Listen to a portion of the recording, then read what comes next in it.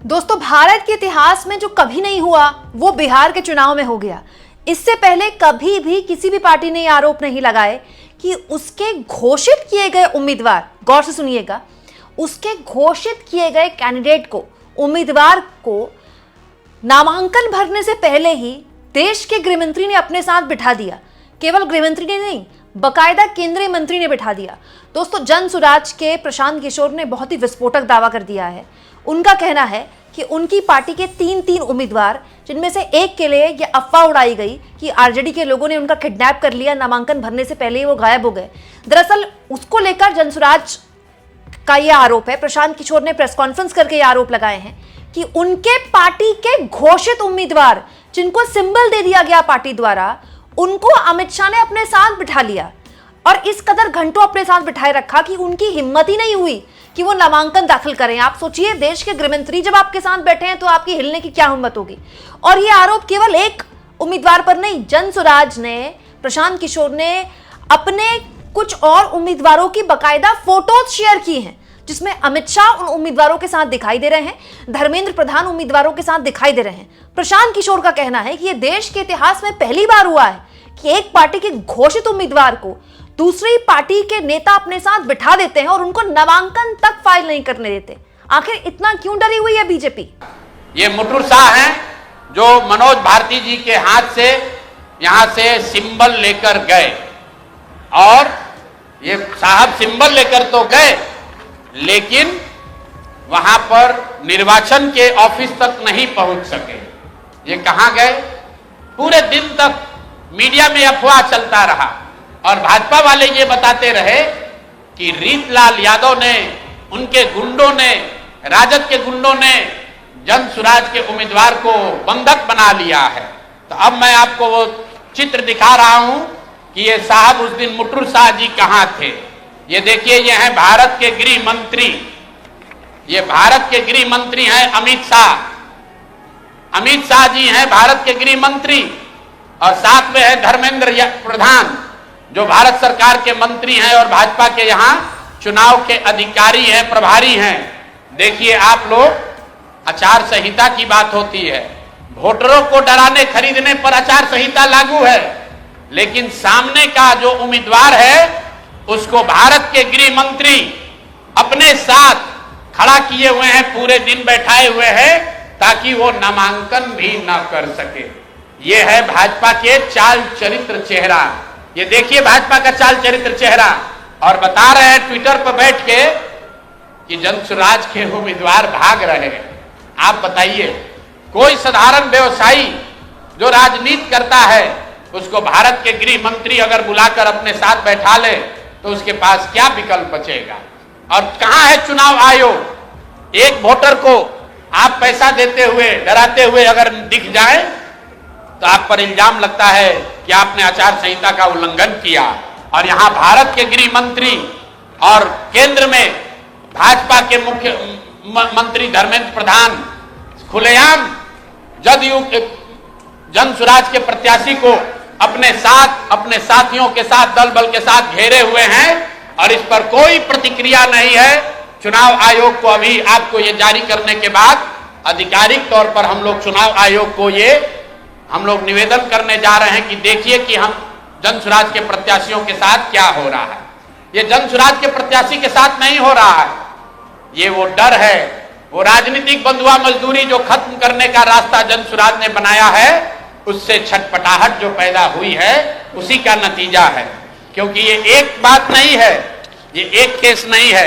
अब दूसरा केस देखिए, ब्रह्मपुर में, ब्रह्मपुर शाहपुर विधान बक्सर लोकसभा क्षेत्र के ब्रह्मपुर में, वहां से दूसरे लोजपा के एक बहुत बड़े बाहुबली नेता हुलास पांडे जी चुनाव लड़ रहे हैं। जरा सुनिए ये लोग कैसा कैसा राजनीति करते हैं।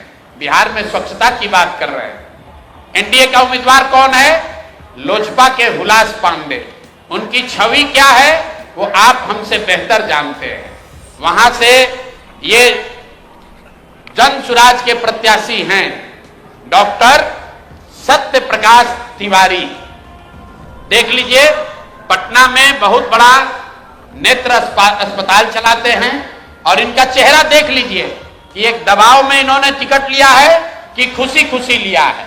ये देख लीजिए, इन्होंने जन सुराज का टिकट लिया, जन सुराज ने इनको उम्मीदवार बनाया। 3 दिनों तक इन्होंने सक्रियता से वहां प्रचार किया, लेकिन कल जब नामांकन वापस लेने की अंतिम दिन थी, कल अंतिम तारीख था, परसों रात तक ये साहब अभियान में लगे हुए थे, प्रचार कर रहे थे, और कल सुबह में अचानक से भाई साहब ने अपना उम्मीदवारी, अपना नामांकन वापस लिया है। और वापस लेने के पीछे का चित्र देख लीजिए। उन्होंने एक चित्र जारी किया है कि जहां पर डॉक्टर साहब अपना नामांकन वापस ले रहे हैं, हम चित्र जारी कर रहे हैं। देखिए, धर्मेंद्र प्रधान है और यही डॉक्टर सत्य प्रकाश तिवारी हैं।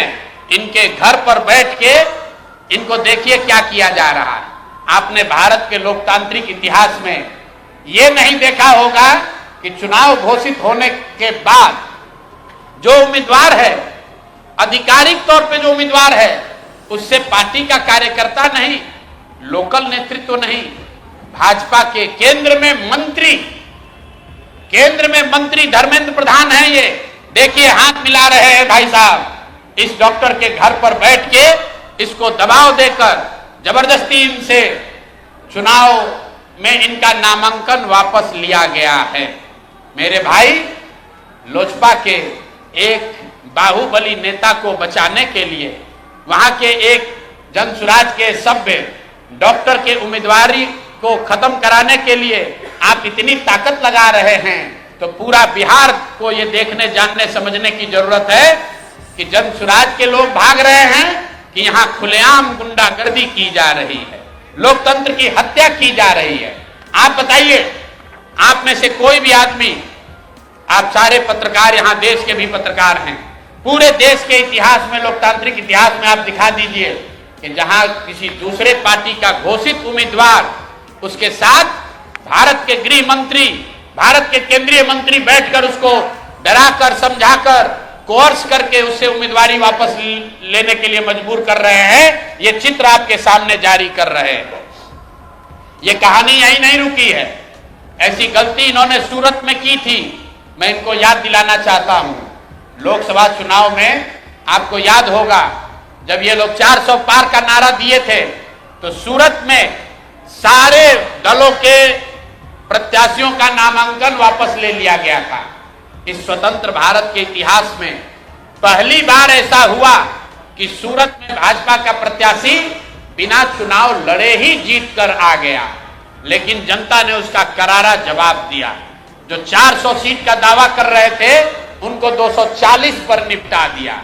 तो बिहार की जनता को आपके माध्यम से बताना चाहते हैं कि एक सरेआम लोकतंत्र की धज्जी उड़ाई जा रही है, सरेआम उम्मीदवारों को धमकी दी जा रही है, उनको घरों में बंद किया जा रहा है, और बंद करने वाले लोग कोई स्थानीय नेता नहीं है, गुंडा बदमाश मवाली नहीं है, भारत सरकार के मंत्री।